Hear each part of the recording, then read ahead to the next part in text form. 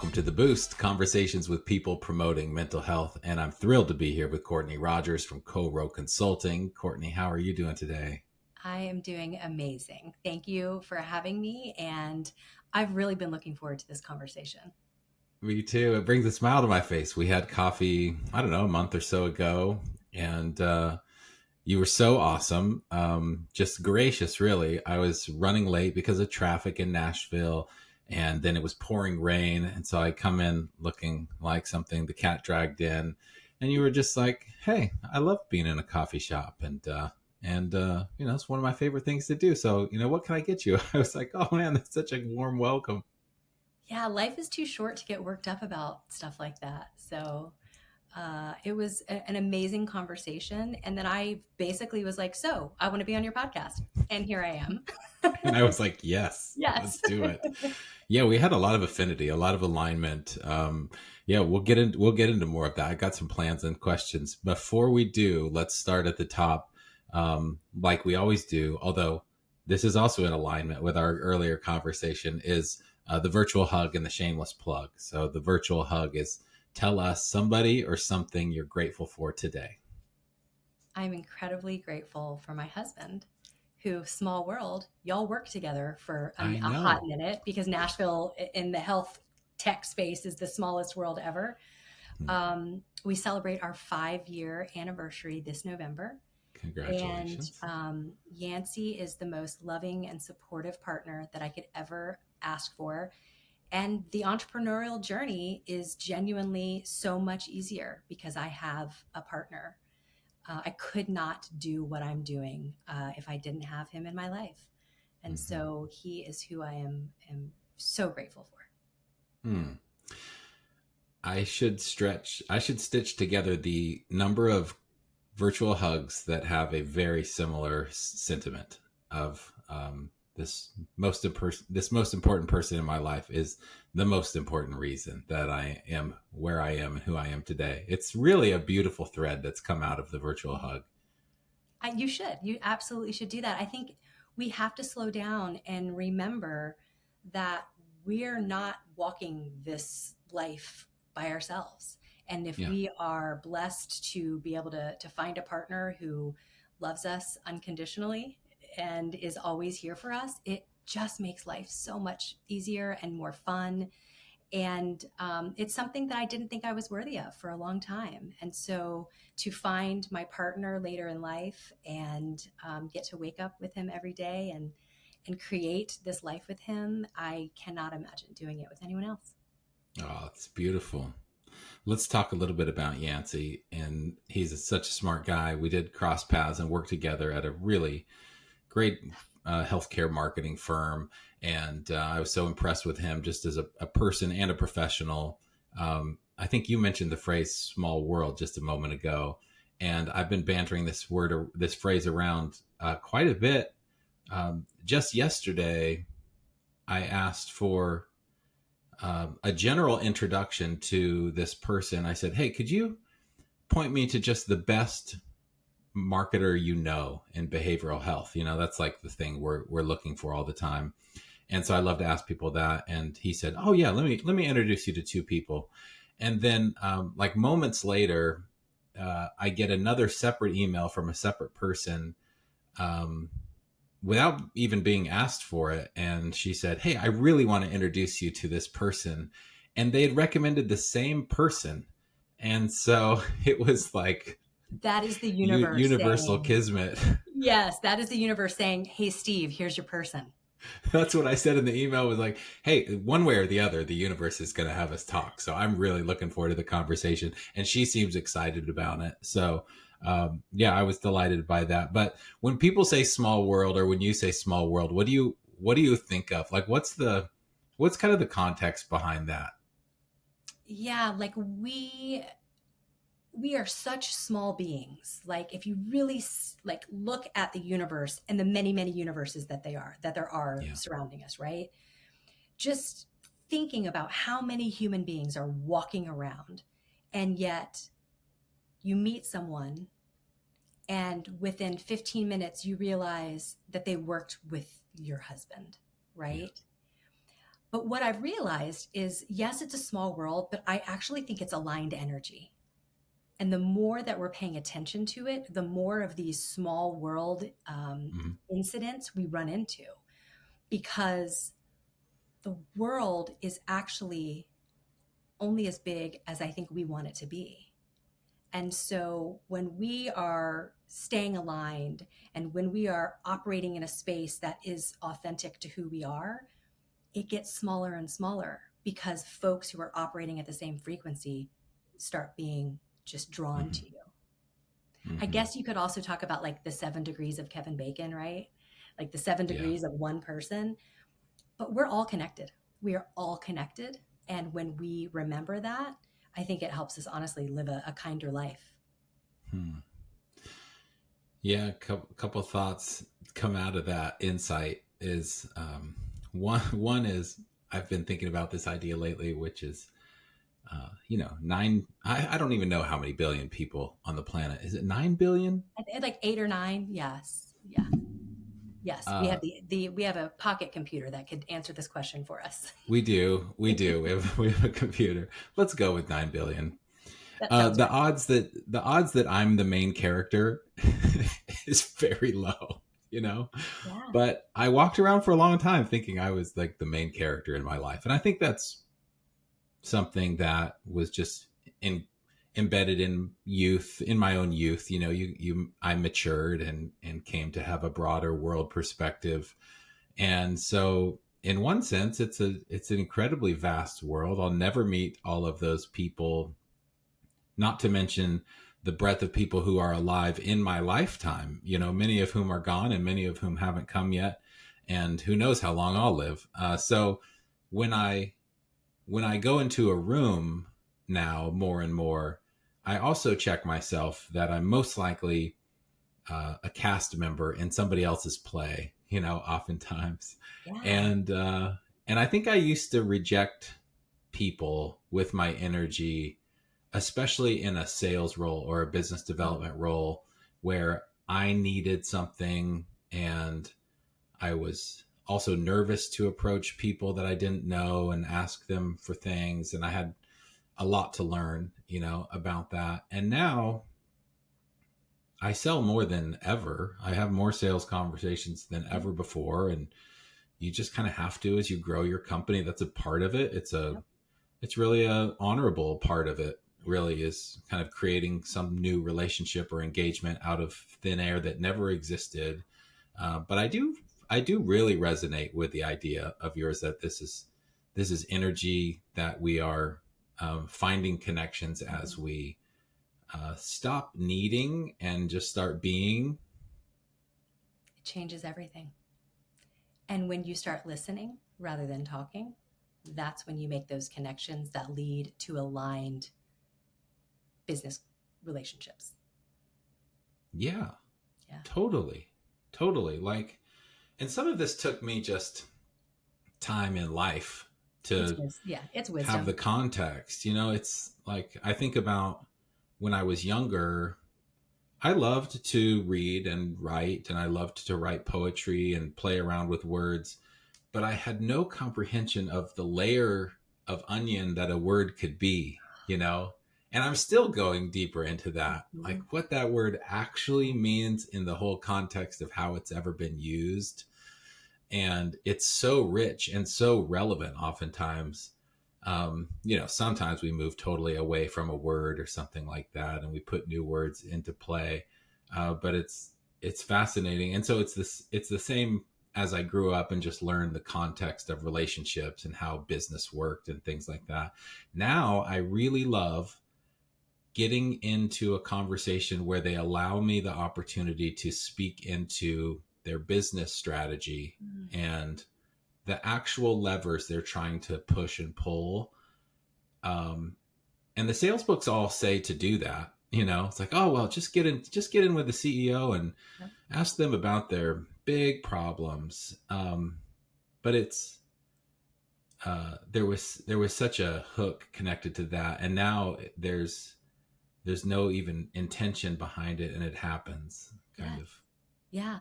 Well, and asking what your problems are without immediately trying to fix them. I'm a Oh, yeah. recovered fixer.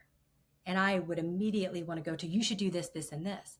Well, especially as a brand new consultant or someone who's just getting to know this business, it's almost like you don't have enough information to even start coming up with solutions. So just listen. Yeah.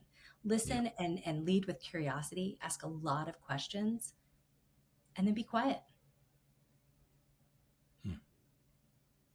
Yeah. Absolutely. Let's let's jump into, before I forget, let's do the shameless plug Yes. for you. Let's see. Your website is fabulous. Thank I'm you. going to try something I've never done before, and this may break, but it may not. Let's Yeah, see.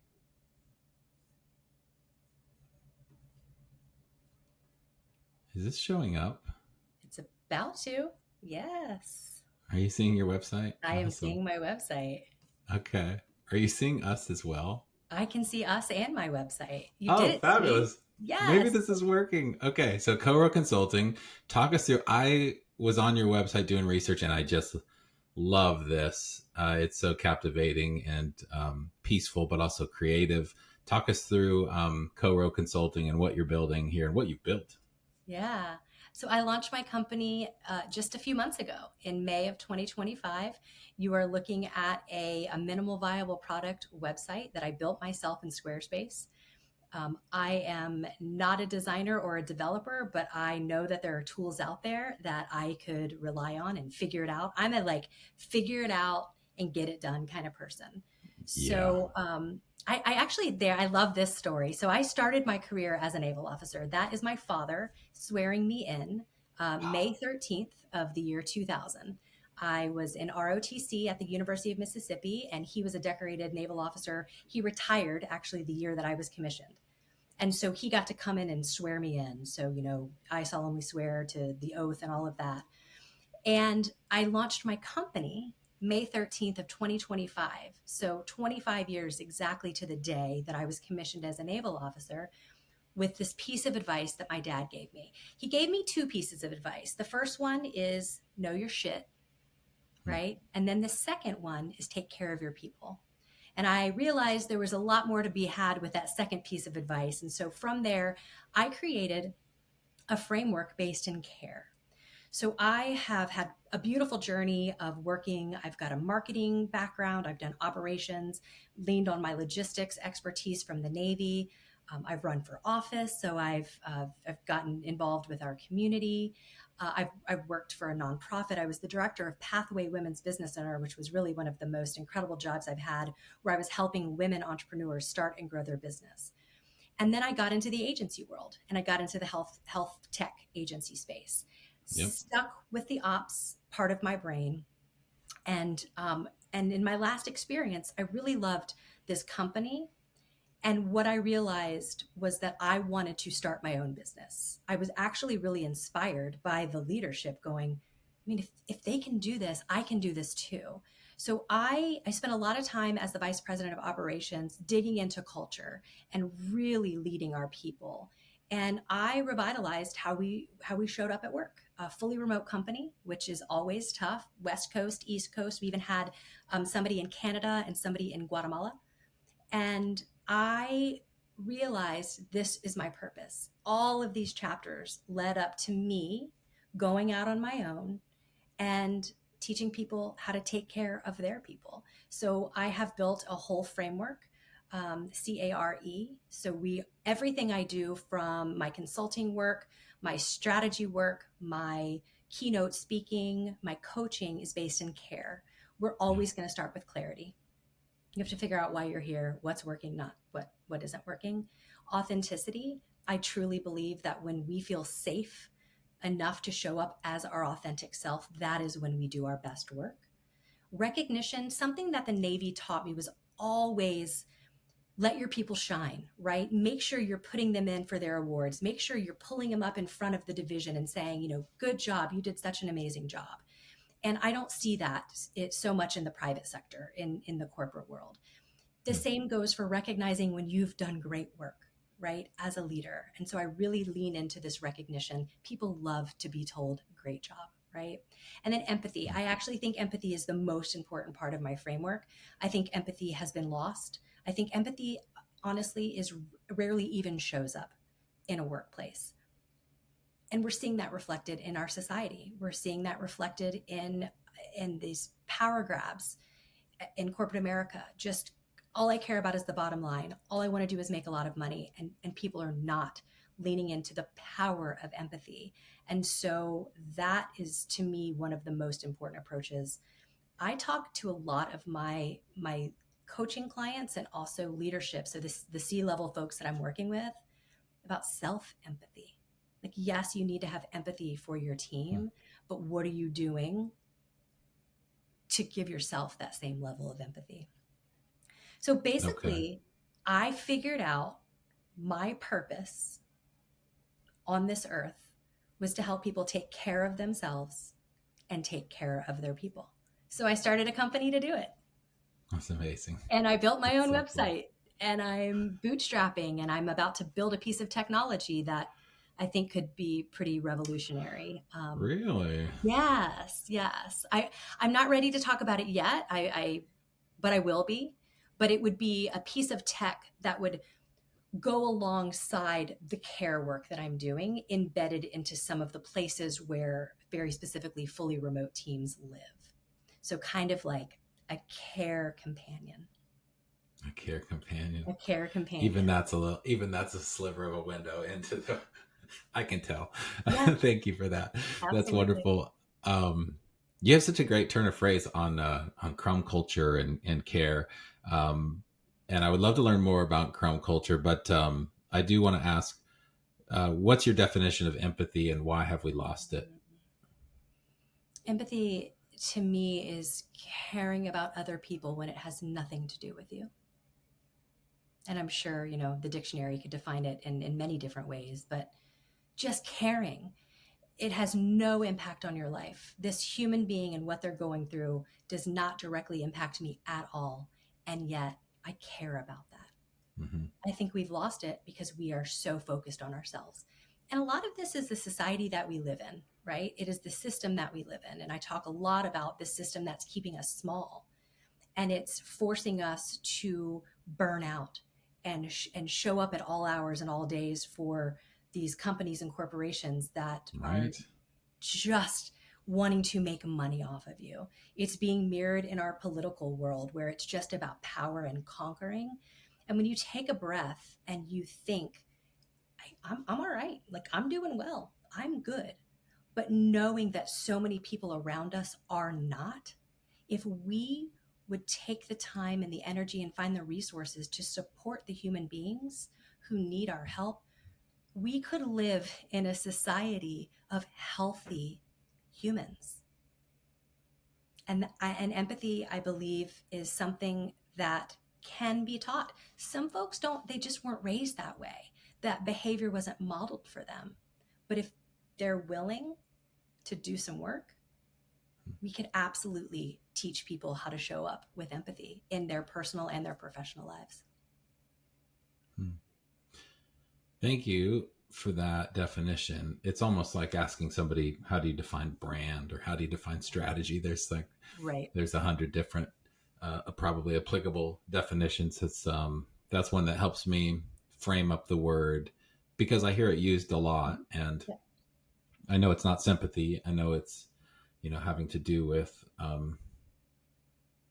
in my mind, kind of like being able to put yourself in somebody else's viewpoint or their world, which I think is maybe similar, not as nuanced as your definition of like, this doesn't really, I don't have incentive to do this, and yet I can, at least not like some kind of immediate monetary incentive or something, but like I can put myself in your life, and your things are important to me Yes. because simply that's what it is, without any other Right.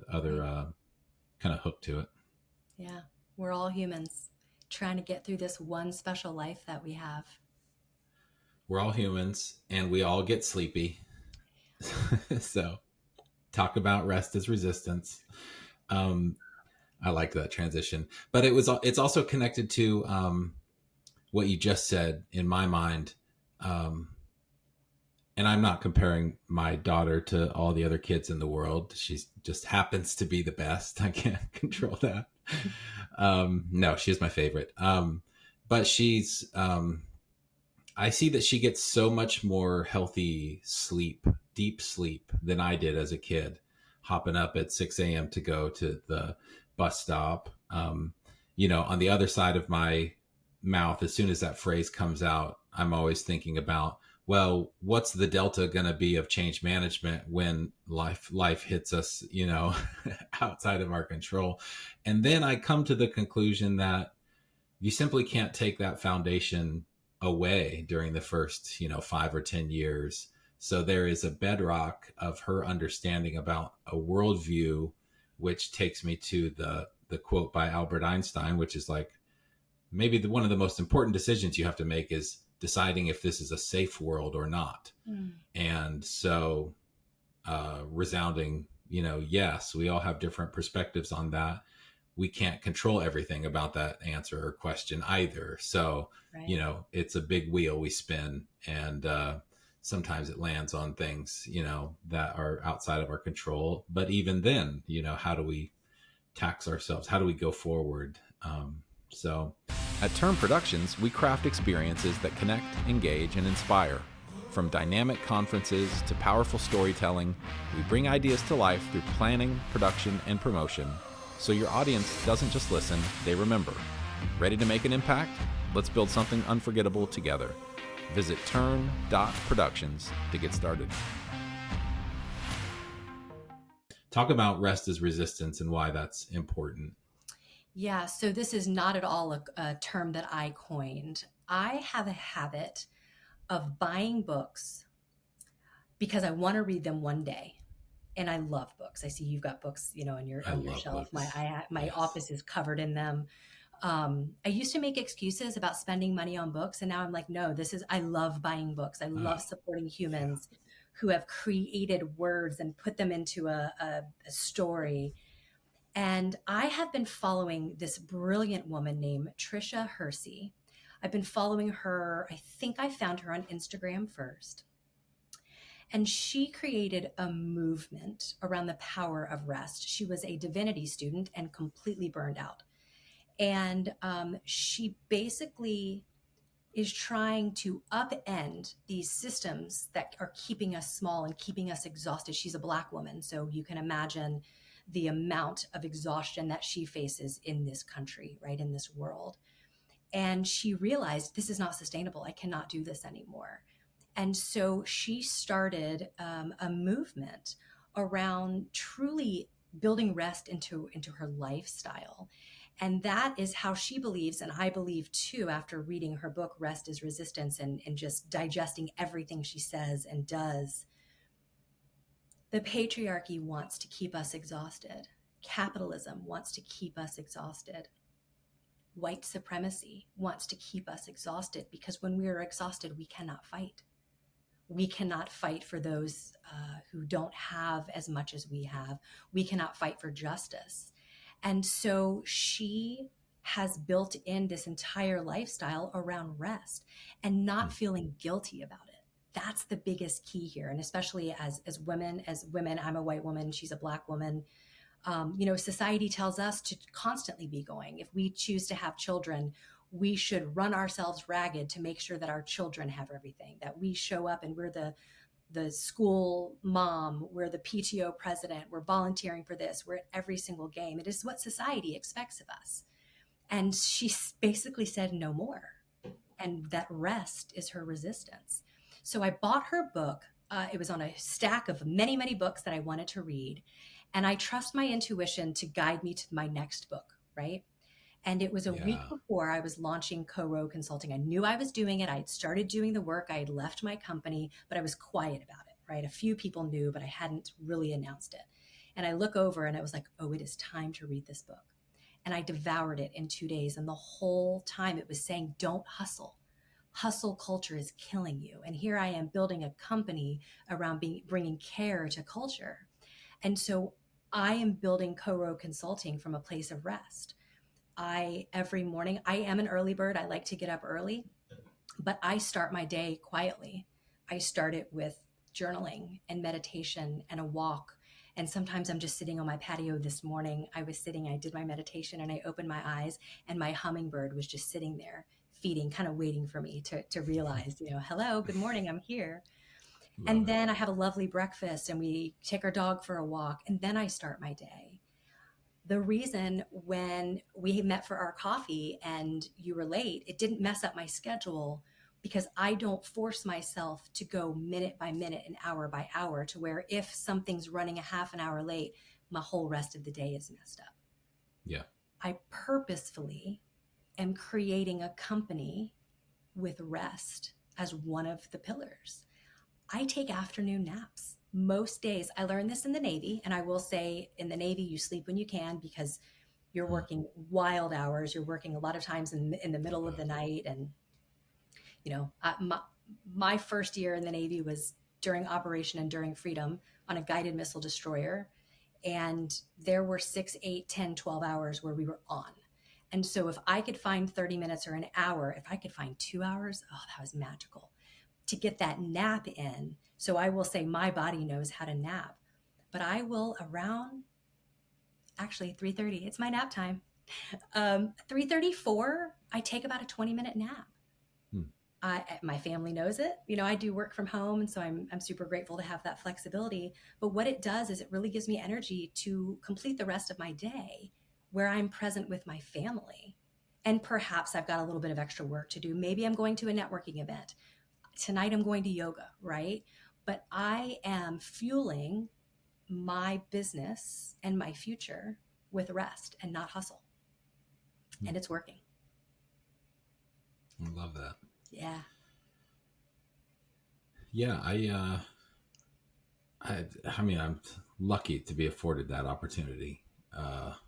Like, yeah, 2 o'clock today, just about an hour before this, I was in the gym because 2 o'clock is my witching hour. Like, I can work straight 8 to 2. I don't need lunch. I'll refill on some coffee, and then 2 o'clock comes, and I either need some kind of workout reset, some kind of jog, or some kind of nap. Is not, I don't nap a lot, but it's one or the other. Or I will like choose a third way, which is like really junky food that then like pushes me back into work. Like that's not the way. But it is one of the choices that I have to Sure. make. Like if I can't get one of the other two things in, then I like self-soothe myself with like junk food, and it's funny to So what's watch. your favorite junk food? Like tell us Oh your gosh, darkest secret, Steve. I love junk food. I don't eat it very much, but at 2 o'clock, let's see. I like I like fruity gummy candies, Mm. like almost anything, or like even gummy like fruit. I forget what they're called, like those little tiny bags that Like are the like fruit snacks? designed for 8-year-old Yeah. fruit snacks. Yeah. Yeah, that have like 1% fruit in them, but Right. we get to Right. call them fruit and snacks. It's more like plastic dye is probably what it actually is. But it gets Um, you chewing and like, yeah, gets me yeah. chewing. I'm not going to judge it. We have been on a hook. We've been on a streak of this candy called Joyride, which has Yeah. less sugar. Do you know Huh? about this? I've seen it Okay. in the stores. Yes. Okay, you've seen it in the stores. Yep. You should. People should check out the story behind this candy. It's this guy named Ryan. Oh shoot, I forget. Oh, Trahan. Ryan Trahan is his name. He's a kid who was just doing like silly, talk about minimally viable videos, like silly stuff, dumb stuff. But he kept doing it. He was a good runner in college. Um, so he's somebody who can put the work in. Like to your father's points, like you got to know your stuff in some regard, and you got to be able to do that work in order to get good at knowing the stuff. Is kind of what I would take. So this guy Ryan keeps making these videos. He gets a girlfriend who also makes YouTube videos about books, and just books she reads, and does these reviews. And um, The most amazing thing they've done recently this summer is they decided to go state to state. They went to all 50 states in 50 days. So he planned out this whole route, and they were going to raise money for St. Jude. And he thought he would love to, I think, raise $1 million for St. Jude. What a big, audacious goal. Mm-hmm. And they have these really fun, creative little things like the Wheel of Doom, where if you donate X amount, you get to kind of put some kind of obstacle or roadblock in their way. So there's all this drama. They raised $10 million for St. Jude. I love starting that. With stupid YouTube videos, yes, but being real. Like, to your point about your care model, they're authentic. Yes. He's totally real. He is, I think, empathetic about other people's needs. Yeah. Regardless of like what it gives him immediately. But he's also got into this candy business as kind of their brand ambassador, and now I think part owner, and it has a way less sugar, than normal kind of sugar based candies. And he's just kind of a fascinating person to watch. Yeah. I think we're craving authenticity. We're craving empathy. We're craving fun. Like, the world around us is kind of wild right now. Like, it is heavy.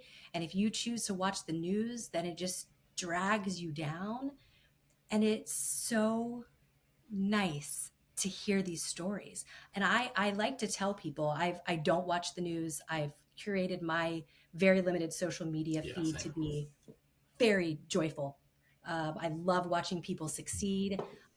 We have a rescue dog, a pit bull. And so I watch pit bull videos. I'm a vegan, so I look at vegan recipes and inspirational quotes about the universe, right? And it's so important that we remember there's so much more good in this world than bad. Bad just gets the clicks. Bad makes rich people richer, right? But hearing stories like that is proof that people are willing to donate their money in a time where, money's tight right now. Our economy we are definitely headed towards a rough financial time, but to raise $10 million with fun and joy and authenticity and empathy. I love it. I'm going to learn more about them. Oh, I love that They're story. Great. Yeah. They're great. Yeah. Yeah. It has a lot to do with, you could make some kind of, you can make some kind of argument like there's probably exactly the same amount of what you would title good as bad in the world. Yeah. There is a balance. We get to define what good and bad is for each of us, but if we even put labels on it. And so much of what because we are small, we're so small. So we can't look at anything anyway. So what are we going to do with the 80 years of looking around that we have? And I don't mean to get like all existential about it, but you can't look at everything anyway, just like I can't meet all 9 billion people. Yeah. But in my experience, which I could speak from my experience, once I started to look inside myself and work on this one person, it turns out he's universally relevant to the entire world, perhaps, because I started to see these concentric circles of ripples and how I would have wonderful encounters with people that I never would have met before. Yep. And if you watch like the concentric circles around a little pebble, they get wide real quick. They get like logarithmically wide. Yeah. I say often, especially in my activism work, every small thing matters. So you can't take off work to go to that protest. You don't have the money to donate to that person. Every small thing matters, even if it is just showing up to vote or calling your friend and saying, do you need a ride to the polls? Or one of my favorite things to do is support candidates who are running by making them a meal, offering to babysit their kids, right? Every small thing matters. And if we're all doing if we're all dropping these little pebbles, that circle grows exponentially. And that's when real, true change happens. Yeah, I've heard that's a big part of political advertising on both sides, is simply to make you feel like your vote doesn't matter. Right. If they can If they can control that, then they can work on their constituents. Like, Yeah. you If you don't really lose, need to vote, you know? I mean, if you lose hope, then they win, whoever they is, right? And it's so important to know that we do matter and that our choices do matter. And I also think it's really important to remember that it's okay to learn different information and change your mind. Just because you thought one thing or you were raised one way, as you grow and as you expand and as you meet new people and you learn new things, don't get so stuck in your ways that you can't change your mind, because that's how I think we grow and innovate as a community and as a country and as a world, is by allowing ourselves to go, I just don't think that's true anymore. And I'm going to live life differently. Mm-hmm. Beautiful. Um, I love this conversation with you. This is so great. Thanks for coming on. I think we probably need to wrap soon, Can we talk about but crumb culture? that's what I wanted to get to. Yes. If you Good. have if you have time for that, I would love Yes. to circle back to that. Let's That do it. is like, okay, good. Yeah. Go ahead. What is it? So when I decided to I've start, lived in crumb culture and work, yeah, we for all sure. have. We Yeah. absolutely all have, and we don't even know it. So when I decided to start CoRo Consulting, I reached out to a brilliant strategist and marketer and a good friend of mine. Her name is Olivia Denton Thomas. She owns a company called Brand. It's going to totally, I'm blanking on it, but I'm going to come back to it. Olivia Denton Thomas. She helps people tell their stories in a way that are going to help you stand out, right? I've got a marketing background. I could have done this myself, but I was like, no, I need to bring in an expert. And so she and I together coined this term, crumb culture. And crumb culture is when companies, we'll keep it corporate and companies now, it does definitely expand to your personal life, but when companies sprinkle little perks in front of you, like pizza parties and ping pong tables and summer Fridays, in place of culture, and instead of doing the real meaningful work of creating a place where you feel safe to show up as your authentic self, they continue to give you cool things, right? And I love cool things. When I worked for companies, I loved when they paid for my yoga classes and we got the summer Fridays, right? I am not saying that that can't be part of your existence as a company, but that is not culture. So it's keeping us small. It's keeping us fed with little crumbs to where we don't even realize I'm really hungry.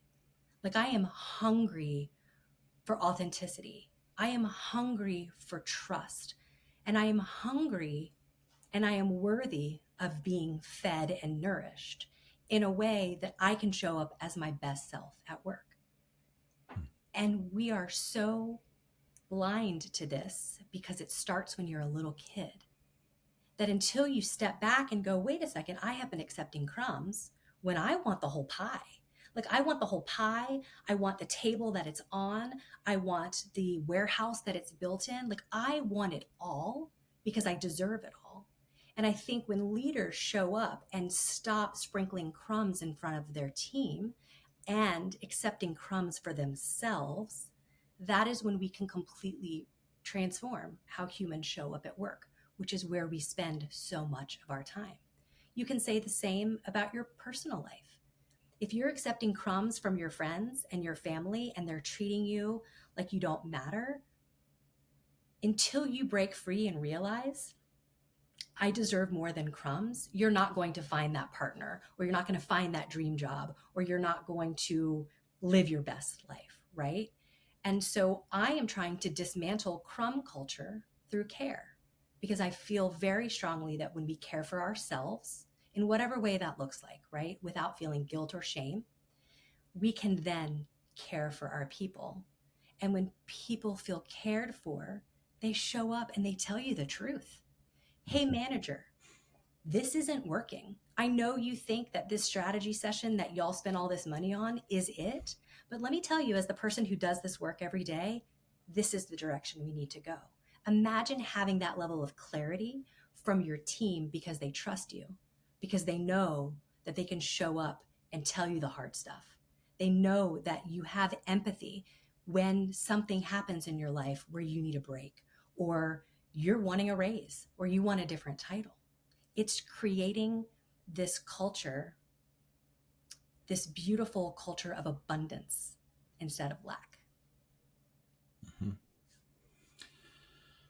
It's, yeah, so relevant to some of my experience in work, and the great sort of unlock that I can point to in my life is choosing, after some really hard work, like choosing what I would call the creative path, like call the path of entrepreneurship, not for the sake of being a business owner or a businessy person. I don't really resonate with that, but I do resonate with this concept of ownership over my decisions, my choices, my incentives. And I find I don't even need those crumbs anymore. Like, I don't take sick days for the most part anymore. I mean, part of that is luck of the draw. I don't get sick all that often, but also in my current incentive structure, I just, if I can, power through and do what I can do, because I'm working for myself, and I am someone worth working for. And so I always felt like it was there was a little crack in the system or the structure for me when I was in sort of Crumb culture. Mm-hmm. And I dug it, there's fun things to do. But I didn't realize for a long time there were like two games being played, and I was in like the mouse maze, and then there was like chess being played over my head. Right. And that was like an awareness moment for me. Well, the system's built that way, because if we all wake up, when we all wake up, the system crumbles. And the system needs to crumble because it's not working. I mean, you can look at the data and the burnout and the gap, the wealth gap that's just continuing, to where the wealthy are just getting richer. And then, the rest of us who are just working really hard to try to pay our bills are not. And it wasn't meant for us to thrive. And so for me, I love talking about this. I love inspiring people to figure out what crumbs have they been accepting and what's keeping them small, so that they can change their habits. They can change their behaviors. Mm-hmm. It's life-changing to unsubscribe from a system that's killing you. And I've unsubscribed from it. Just like emails that are no longer relevant to me, I've unsubscribed from these systems. I don't allow the same mantras, the same messages to come through that were keeping me small, that were keeping me scared, that were keeping me safe. I thought it was safe to just continuously work for other people. But now that I understand what it feels like to be an entrepreneur and to go out on my own and to create something that no one's created before. I mean, it's definitely, you can talk about culture and leadership, executive training, like there's a bucket for it, right? But CoRo is different than any other company out there doing this, because I'm doing it and I am different. And I understand my power, and I want to bring more people into this world of no longer accepting crumbs. Eat the whole damn pie. That is what we are worthy of. Yeah. I mean, it's funny. Like, I think I'm listening to you. I think this is Atlas Shrugged behind me. But, you mentioned Atlas Shrugged, and it opens up a whole can of things. Yes. But I read it anyway, and I was thinking about that when you were talking, but also, over here somewhere is like, I read a lot of Nassim Nicholas Taleb. I don't know if you're familiar with much of his book. He wrote Anti-Fragile, which is the idea that some things break when you hit them, like glass, and most smooth things. Some things don't really have much of a reaction to impact, like a brick. And then some systems get stronger, anti-fragile. So they get stronger with impact. And that's an interesting idea. And then he wrote the book, The Black Swan, not the ballet story, but the book about basically there's a difference between like the absence of evidence is different than the evidence of absence. So, the black swan idea is like, well, I've seen 100 white swans. All swans must be white. And it's like, well, no, you haven't seen the full context. And once you scour the world and all animals and you find no black swans on this planet, then you can say there are only white swans. But so that's a very like important idea to me. But he also says, like, you're talking about crumb culture.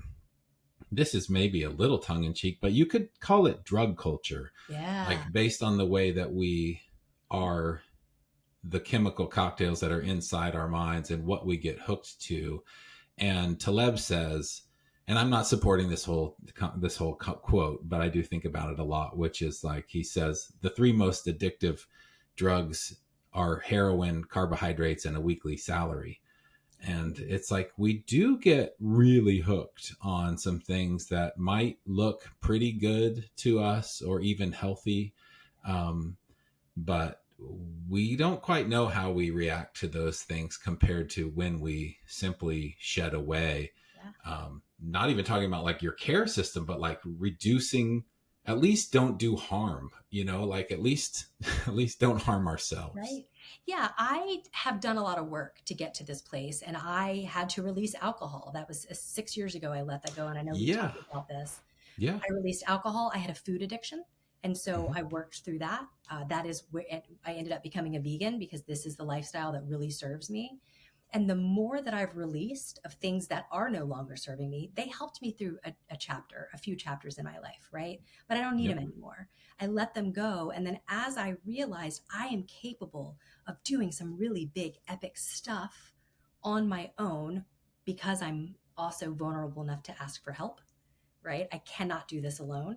The mindset shifted for me, and I was able to release the safety of that 2 weeks paycheck and that healthcare that everyone says you got to have a job because you've got to have healthcare. That's a whole nother problem that I hope one day we figure out in this country of ours. But there are also alternatives. There are other ways. I'm working with a functional medicine nurse practitioner now who is on a membership model, and I just pay cash prices, right? Now I'm privileged. I'm very healthy. So I realize not everyone can do that. But these are the systems that I was operating in because it's all I knew. And now that I have broken free from the system, I'm learning so much and seeing, I guess, all the black swans. Yeah, totally. Yeah. Very cool. Thank you for sharing that. Absolutely. What a journey. Yeah. Let's wrap with one of my favorite questions, which I loved how you said, like, a book kind of hunts you down, like it kind of finds you. I do that all the time, except it's the book that I'll pick up and maybe read the back cover of, and then I'll have a resistance to it. I'm like, ugh, I don't want that book. That's the book that comes and finds me in about 3 months, and it just keeps knocking. And so I just read a book called Never Split the Difference, which is about negotiating, which is fascinating. What's a book or like a podcast or like maybe a music album that you're listening to lately? Or that you have on your list? Because, just to interrupt, there's another idea from... I know. I'm going to grab this book. Oh, good. Okay. I haven't started it. Yeah, go ahead. I haven't started this book yet, but Michael Brody Waite, he is from Nashville. Oh, yeah. He's an amazing human. He was he was a CEO of the Nashville Entrepreneur Center, and he is an addict. And he tells his story very boldly and openly and beautifully about how he walked through the 12 steps to release drugs and alcohol. And then he realized that exact mindset and framework was how he became a very successful entrepreneur. He created and sold a health tech company here in Nashville before Nashville like totally exploded, and was very, very successful. And now he does consulting, and he teaches leaders how to follow this framework to basically be addicted to being authentic and being transparent. It's the work you have to do to release addiction. But if you can be addicted to something that is good for you, it can completely change your life. So I'm actually going to his workshop in October, and part of it is that they sent you the book. And so Awesome. I will be reading this book. I resonated with him a lot as an addict who has released alcohol. And then honestly, I love listening to music just as I'm working and as I'm creating. There is this amazing group called Beautiful Chorus. And I would describe their music as almost just mantras, positive affirmations that they sing in this angelic voices. And it's a beautiful background, uplifting way to kind of inspire myself. You know, it's like I Have Everything I Need is a song that I love. There's a new song that I've been listening to is Remember That I'm the Palace. So it's just reminding ourselves how powerful we are, and how when we take care of ourselves and when we nourish ourselves, that's when we create some of the most beautiful things to put into this world. Beautiful. I'll have to check that out. Beautiful Chorus. I'll look them up. Thank you for sharing that. Yeah. And the Michael Brody White book. That's I've been fascinated by him. I talked to him a little bit in Nashville, but I'd love to pick up that book, and it's so relevant to what we were just talking about. Yeah. And that's another thing Taleb says is that, like, you should definitely have half your library should be unread. Otherwise, like, you're just reading the things you know. Like, yes. And there's so much more, that we don't know. Yeah. All right. So much more. Let's talk again soon, online or offline, coffee shop or what have you. Definitely. But I would love thank it. you so much for being on the show. Definitely. I really appreciate it. I remembered the name of Olivia's company. So if we could, if it makes sense to edit in, it's called Brand Counselor. So Olivia Denton-Thomas is the owner of Brand Counselors. And she is the person who helped me come up with this Crumb culture concept. I was thinking, how cool would it be? We will edit that in or put it in the show notes. Perfect. How cool would it be if we just had a little AI character just kind of listening that we could just say, hey, Chat Bob, could you go pick up Olivia's company for us and put it in the, like, how cool would it be if we could have a live researcher? I bet something like that already exists. Yeah, totally. Yeah, I know. It's like, well, I'm in menopause, so that was called a menopause moment. Like, my brain I was sharp, and then I was like, I don't remember one of my dearest friends' company's names. I totally know this, but it's just in the fog. Yeah. Well, thank you so much for this opportunity. This is awesome. For sure. Thank you, Courtenay. It's been a joy, and I'll talk to you soon.